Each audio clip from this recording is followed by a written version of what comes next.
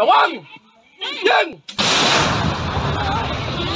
นัดที่ 1 หมู่ 2 ยิงไปแล้ว C'est pas un titre d'influenceur, c'est la réalité. C'est pas le titre d'un film catastrophe, c'est la réalité. Notre frontière est à 30 km de ce conflit et nous habitons à 300 km à vol d'oiseau de ce conflit. Dans cette vidéo, je vais vous expliquer plusieurs choses. Le pourquoi de ce conflit entre la Thaïlande et le Cambodge et comment ça peut nous concerner directement, nous, ici au Laos. Et surtout, les paramètres que moi je surveille de très près. Pourquoi ? Et les plans que je suis en train de mettre en place. Parce que ce genre de conflit, en général, ça finit par une guerre, et ça commence jamais officiellement. Ce conflit, ça peut être un feu de paille, comme le début de quelque chose de plus grande ampleur.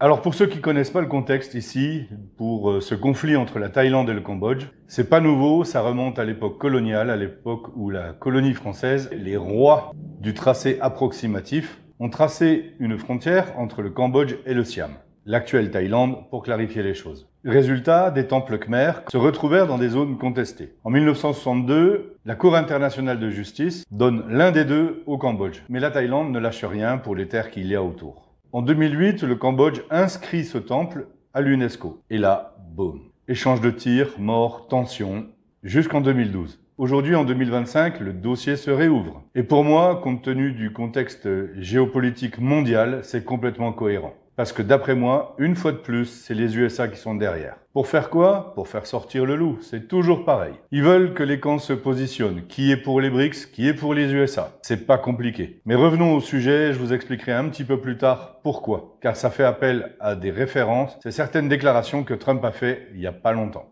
Alors pourquoi maintenant? Pourquoi c'est dangereux? C'est pas juste un conflit de frontières. C'est un conflit d'identité, de souveraineté, d'ego politique.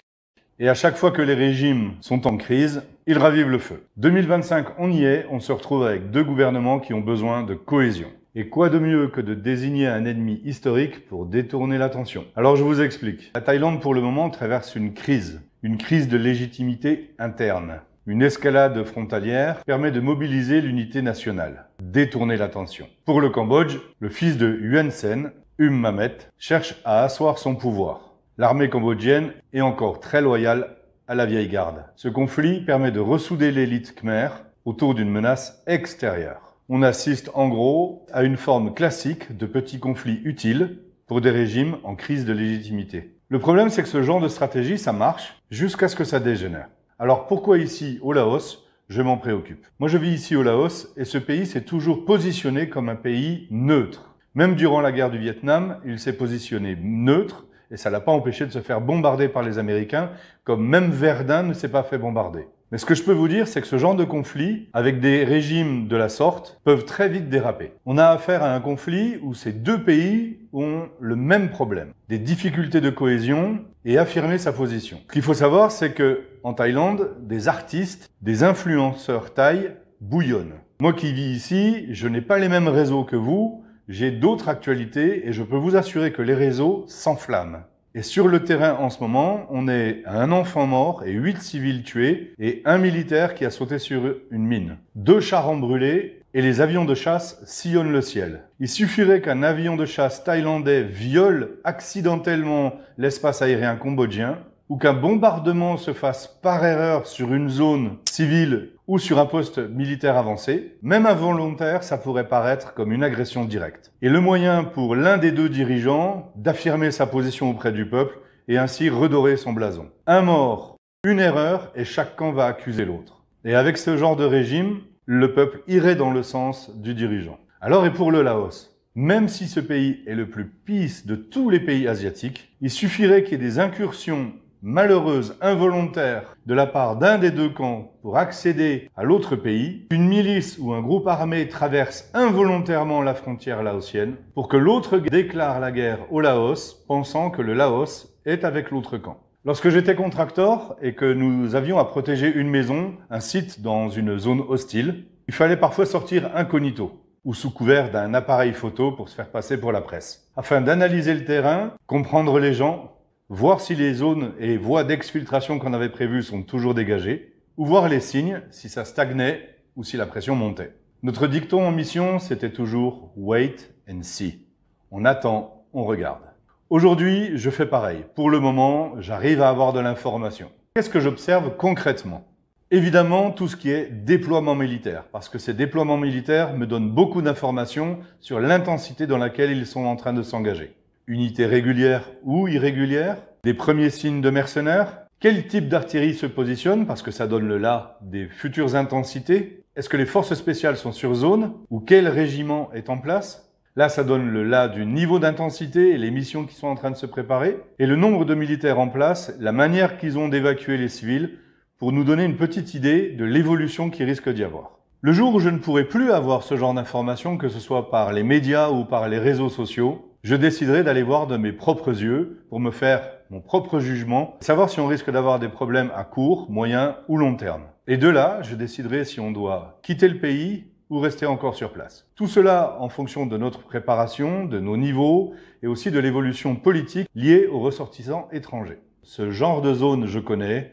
Je sais qu'est-ce qu'il faut regarder et où il faut se placer pour être toujours en sécurité. Et si je peux en profiter pour aider d'autres civils, on fera une pierre deux coups. Mais je suis conscient qu'on est encore loin d'un conflit ouvert. Pour le moment, il s'agit simplement d'une petite région au sujet d'un temple, d'une montagne. Mais tout ça, ça fait partie de signaux faibles.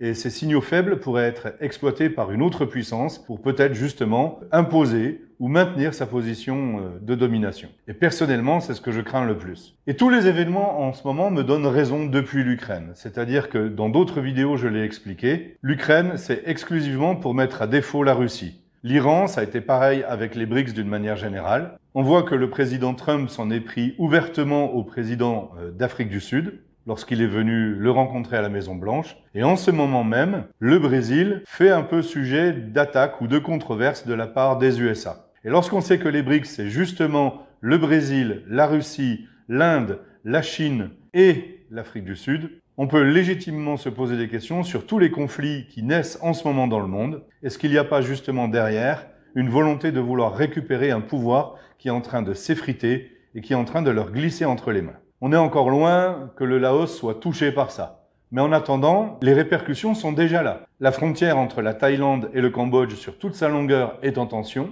Il risque d'y avoir la fermeture des passages commerciaux. Et il y a déjà une grande population qui est en train de migrer. Les populations sont évidemment contraintes de fuir. Et avec cette fuite, évidemment, ils laissent des maisons, mais aussi leur nourriture et tous les effets dont ils peuvent avoir besoin. Alors en Asie, c'est pas comme en Europe ou ailleurs, il y a une très grande cohésion. Mais si ce conflit s'étend, c'est toute une économie qui risque de s'en retrouver perturbée, sachant que la Thaïlande vit essentiellement du tourisme, y compris le Cambodge et le Laos. Donc l'avenir peut ne pas être reluisant pour une très grande partie de la population. Et si ça part vraiment plus fort sans toucher le Laos, il risque d'y avoir encore plus de déplacements de population, une intervention militaire plus large, et le Laos devient un tremplin ou un tampon, malgré lui. Alors je ne suis pas inquiet outre mesure. Évidemment, en ce moment, ASEAN fait tout son possible pour rétablir la paix dans ce secteur. Le Laos a d'ailleurs invité les dirigeants à régler le problème avec paix. Les intérêts économiques sont tellement grands que des pays pourraient être tentés de profiter de cette situation pour aider et pousser la Thaïlande à aller dans un sens, tout comme le Cambodge. Tout ça, je l'ai décrit très bien dans mes livres, que ce soit Alerte chaos imminent, Fuir ou périr ou Survivre à la guerre en tant que civil. Ce que je décris, c'est pas de la fiction, c'est 10 ans de terrain, 15 ans de formation au sein de Survivor Attitude. C'est pas du manuel théorique. C'est ce que j'ai vécu sur le terrain et c'est ce que je revivrai si je dois aller voir par mes propres yeux ce qui se passe en ce moment en Thaïlande et au Cambodge. Les conseils que je donne dans mes livres sont exactement les mêmes que ce que je suis en train d'appliquer en ce moment pour ma famille. C'est pas du survivalisme à la YouTube, à la influmenteur. C'est de la stratégie de survie que j'explique dans mes vidéos et dans tous mes livres. Et c'est pour ça que j'en parle. Et je vous tiendrai informé de la suite des événements. Alors je fais pas cette vidéo pour vous faire peur. Évidemment, il y a encore de la marge avant que tout cela se généralise. Mais juste parce qu'il faut être lucide.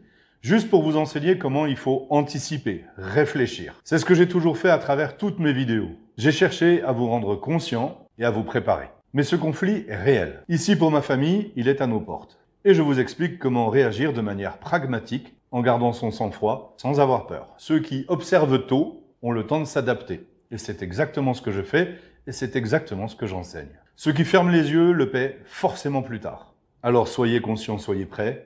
N'oubliez pas d'appuyer sur le pouce bleu, de vous abonner. Be aware, be ready, soyez conscients, soyez prêts.